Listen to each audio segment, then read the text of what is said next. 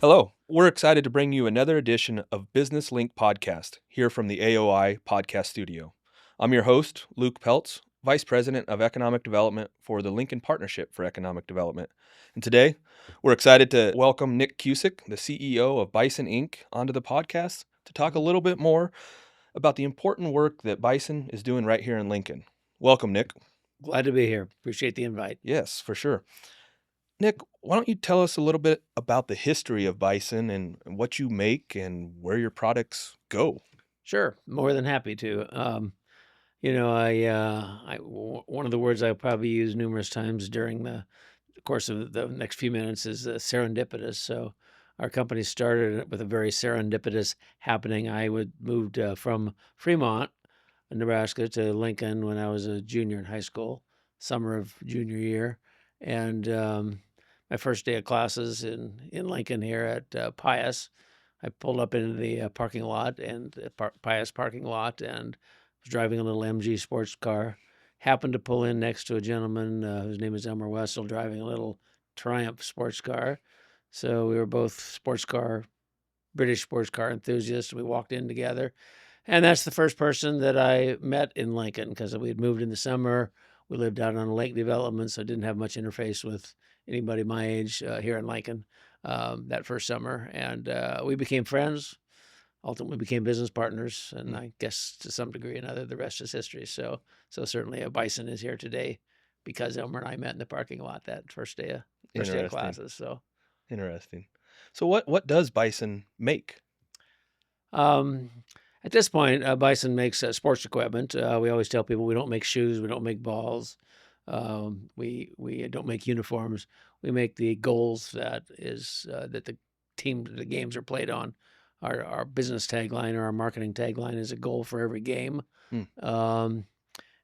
So we make basketball goals. It's kind of one of our first things that we started with.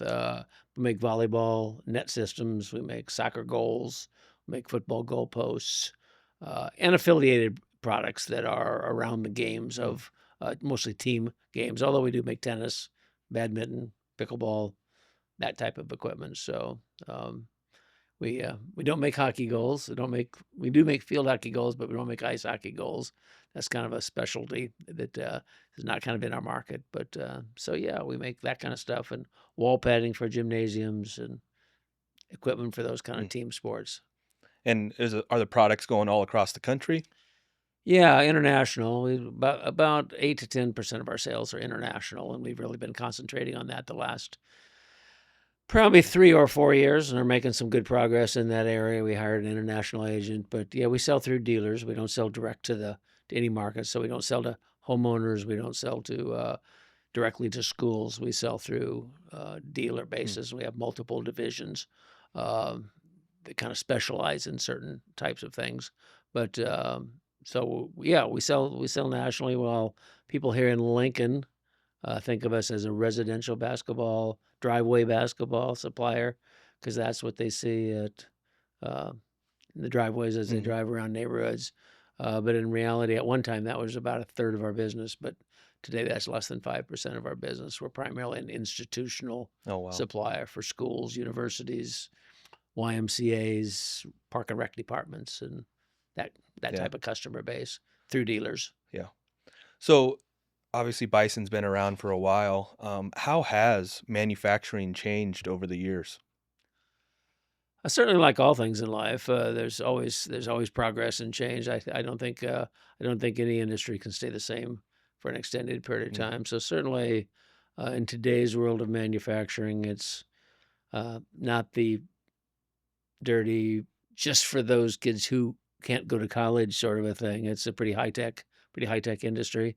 And while there are other manufacturers here in Lincoln and across the state of Nebraska who have more high tech capabilities and needs than us, even here at Bison, which we manufacture a fairly broad product range. Imagine all the different sports that we do. So a lot of our volume is not high enough to use a lot of the techniques, a lot of the high tech sort of techniques that you'd use if you were an assembly line building the same thing for day in day out for years. But it is a changed industry, and In fact, we're just moving into a new facility that will allow us to upgrade our technology. Oh, nice. Yeah. Let's hear a little bit more about the new facility and where you see Bison go in the next couple years, including this new facility that we're always excited to have our local businesses expand and create a bigger footprint right here in Lincoln. Sure. When we started in 1974, Mm. so this is our 50th anniversary this year. But Bison itself did not come about until the mid '80s, mid to late '80s, and it was an offshoot of what's often referred to as a job shop, a Mm. kind of a business that does work for other corporate clientele. So our first customer, as a matter of fact, was Kawasaki Motors here in Lincoln. Um, they were our very first customer, and they just celebrated their 50th anniversary this year as Yeah. well.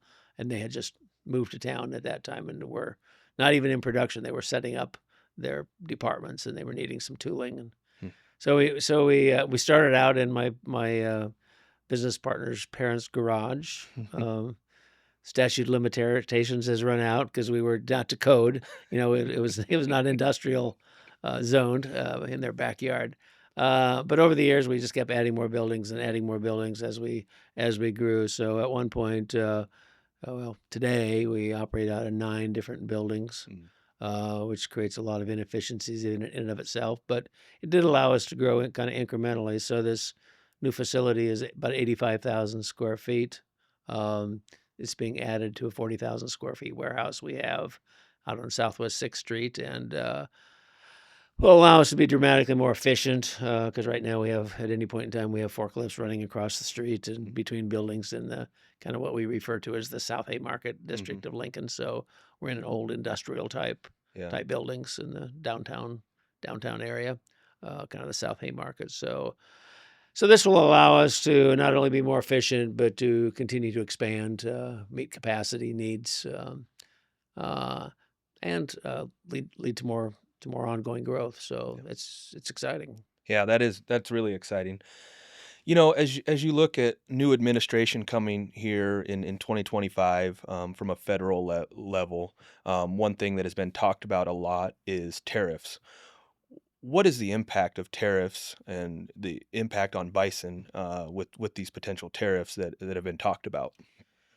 Yeah, I think even dating back to the prior administration, the Trump's first term, and the addition of tariffs at that point, um, I think a lot of misconceptions about what's the outcome of tariffs. Certainly, on one hand, if you look at it just from one perspective, tariffs keep cheap products from coming into the United States for consumers.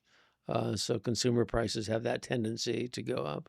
It does, of course, potentially increase job opportunities for Americans, but right now with unemployment rate across the country and certainly here in Nebraska and in Lincoln in particular being at virtually all-time lows, Hmm. um, we don't have enough workers to grow and expand. I know I went to a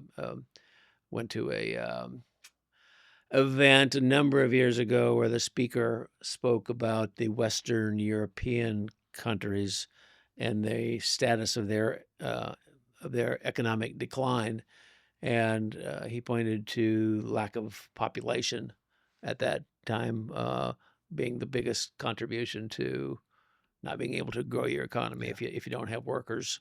Um, and so the tariff issue, in reality, it gets passed on to the customers. In our case, mostly industrial customers Mhm. as opposed to consumers, but ultimately people who pay taxes to school districts, et cetera, Yeah. are effectively paying for the tariffs. It's a misnomer that the country that's shipping products into the United States pay the Yeah. tariffs because that's not what happens. That's not reality. And we did keep track when the last round of tariffs were put into place back during Trump's first administration. We actually kept track of that on our finance statement, and we paid hundreds of thousands of dollars of additional taxes, and that certainly was one of the contributing factors to the inflation of the cost of our products, Yeah. the cost of manufacturing our products. So So there is a real impact involving with this. yeah, there is. We're fortunate. Bison prides ourselves as we compare ourselves to our competitors. We're probably of those people the 8 or 10 people we primarily compete against, other manufacturers, domestic manufacturers, we're probably have the highest domestic content. Mm, We certainly there are some components that we bring in from offshore, but it's a pretty small percentage of our total. So really we're kind of at an advantage when being compared to most of our competitors who bring in considerably larger percentages of yeah. their products from countries that have tariffs and are likely to, depending on the outcome of conversations about tariffs, Yeah. um, increase tariffs. So Yeah. You mentioned earlier the manufacturing like landscape and what the floor looks like. I've said it a number of times when touring a local manufacturer. Like, a lot of times the floor is literally cleaner than my garage. So yeah, like the dirty stigma of yeah, manufacturing is really not there. And so we've done some internal programming, the Lincoln manufacturing yep, class, yep.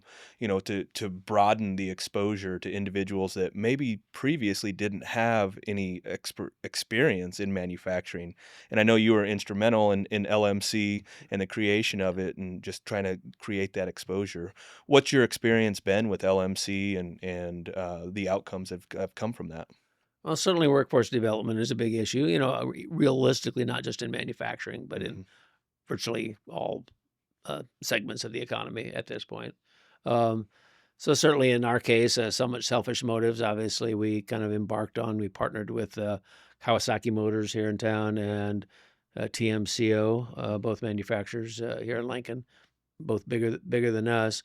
But we partnered a number of years ago to kind of come up with at least a partial solution to the perception that manufacturing was a dirty uh, that's for those guys, you know, and that's just not the case. And we've had excellent success with that Yeah. as we've introduced manufacturing to people who otherwise would not have considered manufacturing as a career.